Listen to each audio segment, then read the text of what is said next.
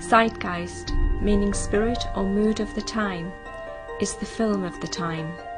Produced as a personal creative project, it was made available on the internet and quickly became a global phenomenon. Its comprehensive coverage of the facts behind religion, 911 and the finance system caused such an explosion in popularity that Google's video counters reached their limits at 50 million views. In October 2008, the second film, Zeitgeist Addendum, was released, covering the banking system, its negative effects on humanity, and designs for an alternative, new and improved future. Peter Joseph, director of Zeitgeist and Zeitgeist Addendum, talks with us about his reasons and inspirations for creating both films and his hopes for the future of humankind. Religion was always very interesting to me ever since I was a child. I was never raised in a really rigid religious environment, but I was around it to a certain degree. My families were very Catholic. You know, my parents were not particularly religious, but I was raised as Catholic also. Right. And I went to a Catholic school for a little while, so I got to experience this, and as a child there was always something strange to me. In one class I'd be in science, and then in one class I'd go to this little church situation, and even at a young age there was a strange dichotomy to me that didn't make any sense.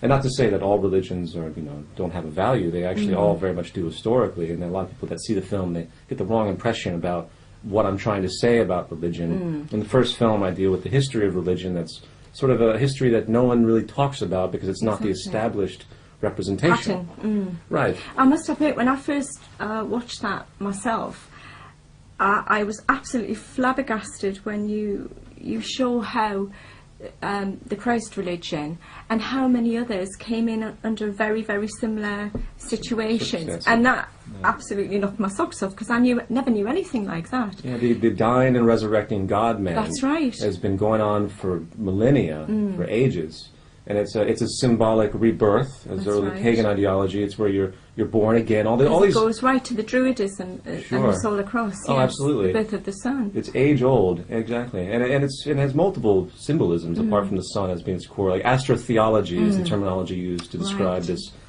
stellar and solar element that has basically been transmuted and transformed into the historical religions that we think these attributes are actual history.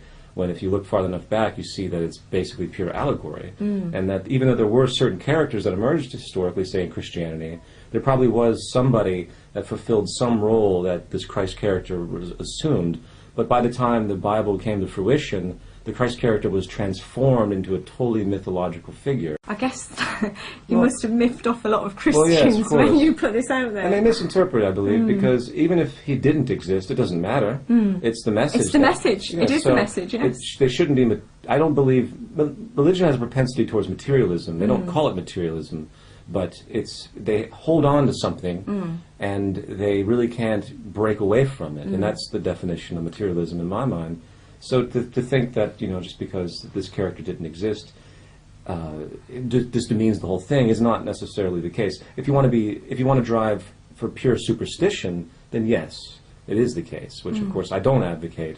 I think philosophy is much more important than, obviously philosophy. Superstition is a derogatory sort of term, but when it comes to these notions of the man dying for your sins, I think these are misconstrued.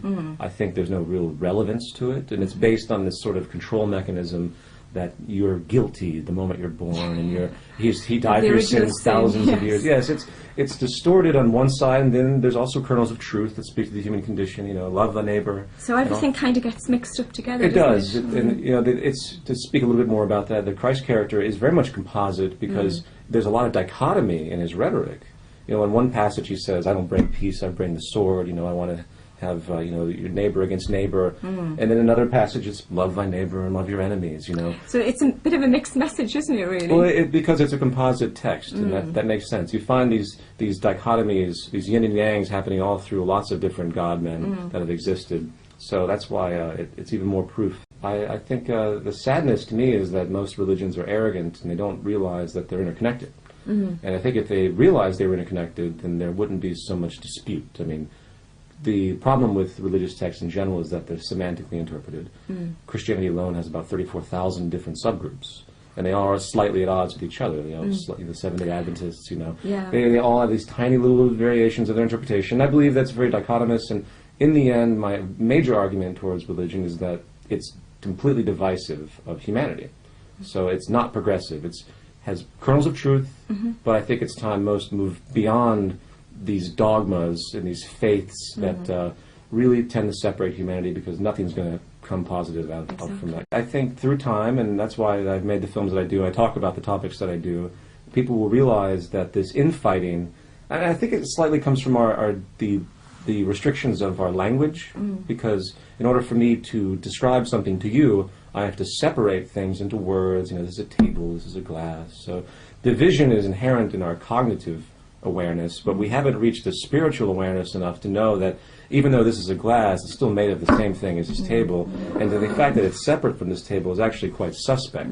It just looks that way because of our five-sense reality. Molecularly, when you get into quantum mechanics and high levels of science, it's more of like a sea of molecules. You know, there's different things that happen over time spans that are so vast that we can't really recognize, so we don't see them. Like if I have my hand on here long enough, it's going to make an imprint on this table through the chemicals that will emerge and come together. So there's no separation. It's an illusion. I feel like, and I don't know if you feel like this, that sometimes we are just being tuned in on a frequency just so all we see is what certain bodies want us to see. Well, sure. That, I think you could say the mass media does that on a daily basis. Yeah. So, you know, they've created this illusion of terrorism. Exactly. Which is statistically irrelevant. You know, as far as the odds of any of us dying in a terrorist act are virtually zero. But yet, you turn on the television, and that seems to be a very common topic continuously. And then they change, you know, the language. So now the war in, say, Iraq is no longer a war against, you know, insurgents, it's a war against terrorism. So then you have this nonsense that's perpetually built upon. And they did the same thing, you know, with communism. You know, they did the same. They just need these enemies, you know, for that example.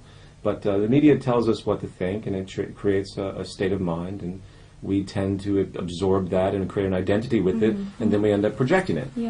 Coming to the new film, one of the things that I talk about is the free market system, or what I call more generally the monetaryism as a general distinction, which is more of an invented word, where all societies, doesn't matter what they are, if they're communist or socialist or even fascist or free market, capitalist, they all have the same type of competitive structure inherently, because it's still exists. We all exist within scarcity. So there's a taking mechanism that comes naturally in the environment. I don't say naturally because that's the way we are. No difference between someone who is a cat burglar needing to survive because they come from scarcity, or more specifically saying, where I come from, you know, like South Central Los Angeles, there's no jobs, everyone sells drugs, they're addicted to drugs because they're upset because they're in this hard environment of poverty. So they do what they have to do to survive. There's no difference between that type of criminal behavior and then, say, the high corporate elite that chooses to invade a country to take its resources and take it over and create, you know, all the elements that it wants for its own personal gain. It's the same mechanism, and I think that's something that hasn't been realized, and it's the environment that's to blame for all of this. Granted, survival is inherent, it's a genetic basis that we want to live, but how we conduct our living is based on what we've been taught. I think the conscious awakening has to occur when people realize that it's giving and not taking that is the key. So in a new society, which is what I advocate in the new film, the shift would have to be that people realize that their integrity is only as good as the integrity of everything else around them. For example, if I'm walking down the street and I see a homeless person, I know that through time that there might be a propensity for that homeless person to commit crime because they have to survive. They might have to rob people, they might have to do what they have to do. And when pushed in a corner, like an animal, in fear, you know, they're going to do what they have to do to survive.